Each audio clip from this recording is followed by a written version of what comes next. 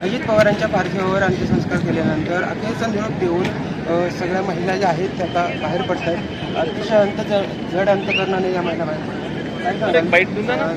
दादा कसा माणूस होता, लाडका भाऊ काय नाही. दादाने बरेच योजना आणल्या. लाडक्या बहिणीच्या अगोदर पण बरेच त्यांनी योजना आणल्यात. विधवा महिलांना संजय गांधी योजना आणली. अपंगाला पैसे त्यांनी चालू केले. विधवा बायकांना पैसे चालू केले. ज्यांना मुलं नाहीत, त्यांना मिस्टर नाहीत, त्यांचे घर बसवून दिले दादांनी. रोजगार दिला दादांनी.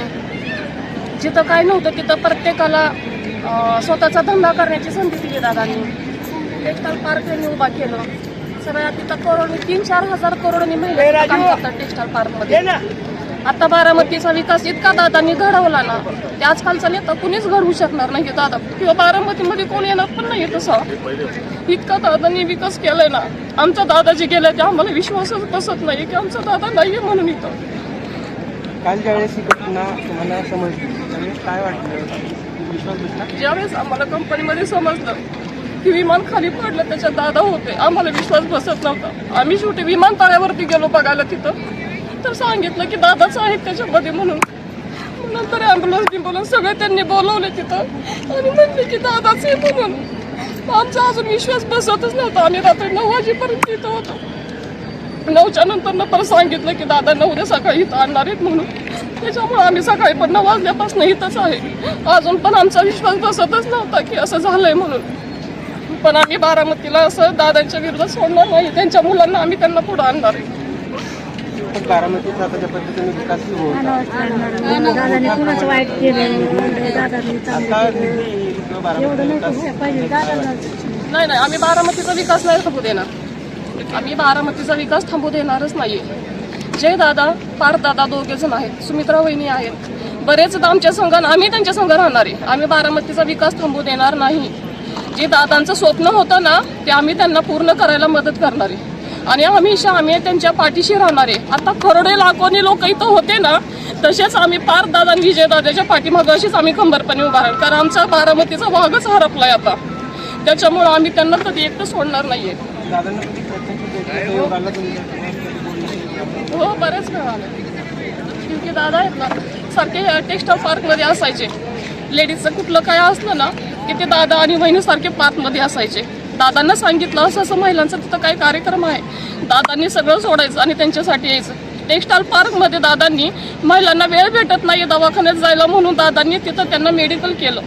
तर प्रत्येक कंपनीमध्ये महिन्याला एक गाडी असते प्रत्येक कंपनीवाल्यांना की महिलांना तुम्ही चेक करा की त्यांना कुठला आजार आहे का काय आहे. इतक्या योजना दादांनी आम्हाला तिथं आणून दिल्या की महिला स्वतःहून दवाखान्यात जात नाहीयेत. त्याच्यामुळे त्यांनी कंपनीमध्ये तपासणी आमच्या चालू केल्या.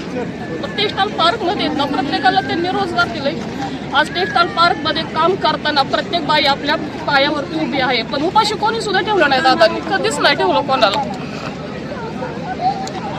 अतिशय भावूक झालेत महिला, कारण दादांचं आपुलकीचं नातं होतं. तुम्ही काय सांगाल, लाडकी बहिणी योजना दादांनी सुरू केलेली होती, लाडक्या बहिणीचा लाभ मिळाला आहे तुम्हाला? हो, मिळाला. लाडकी बहिणीचा लाभ मिळाला आम्हाला. महिन्याला लाडकी बहिणीचे पैसे पण येतात आम्हाला. पण आता लाडका भाऊ जगात राहिलेला, लाडका भाऊ नाही राहिला तर काय, तर लाडक्या बहिणीचा काही उपयोगच नाही. काही उपयोग नाही. एवढं 1,500ची काय किंमत, एवढा मोठा माणूस गेला आपला. त्या 1,500ला काय घेऊन बसता आता. काय सांगाल तुम्ही बारामतीत, मला वाटतं तुम्ही सफाई कामगार म्हणून काम, कधी असं दादांचा विकासाचा प्रसंग आला का, किंवा दादा दर शनिवारी रविवारी यायचे? काय नाही यायचे ना, दर शनिवारी इथं गजमाला यायचे, भेटायचे आम्हाला. त्यांच्यासारखं नेता होणार पण आहे, झालं पण आहे अजूनपर्यंत. हरपलं याचं दुःख आम्हाला भरपूर आहे. पण दादा स्वच्छतेच्या बाबतीत खूप काळजी घ्यायची. कुठे कागद पडला, एवढं चॉकलेट असला तरी उचलायला लावायचे बारामतीमध्ये, आमच्या एरियामध्ये. त्यांच्यासारखं नेता हरपला याचं भरपूर दुःख आहे आम्हाला. हे म्हणजे लय चांगलं दुःख करून गेला व आमच्यासाठी तर लई केलं दादा. माझ्या मुलाला पेरलेच झालं ना, जिथं जाईल तिथं मला उभा दादा हसायचं. माझ्या मुलाला पेरले त्याला माझ्यापाशी रुपये नसतं दादाने माझ्यासाठी लय केलं सगळ्यांसाठी मग दादांकडे गेला होता पाहिलं झालं त्यावेळी काय काय झालं? दादांनी मेडिकलला आणायला लावलं मला इटी बिटीला न्यायला संसारला नाशिकला न्यायला लावलं मला इकडं नाही म्हणून तिकडून आता दादाला भेटायला जायचे होते मला दादा मी पेशंट घरी आणले म्हणून मला माहिती पेशंट व्यवस्थित झाले नाही मला पण मग दादांना भेटायला जाणून सांगणार काय होतात दादांना शेवटची भेट झाली दादांनी शेवटची भेट झाली माझी कधी जाणार होतं भेटायला कालच्याला जाणार होती काल भेटायला पण मग तुम्हाला हे कसं कळलं की अपघातात दादांचं निधन झालं दादा गेले? आमच्या मुलाच्या मोबाईलवर आले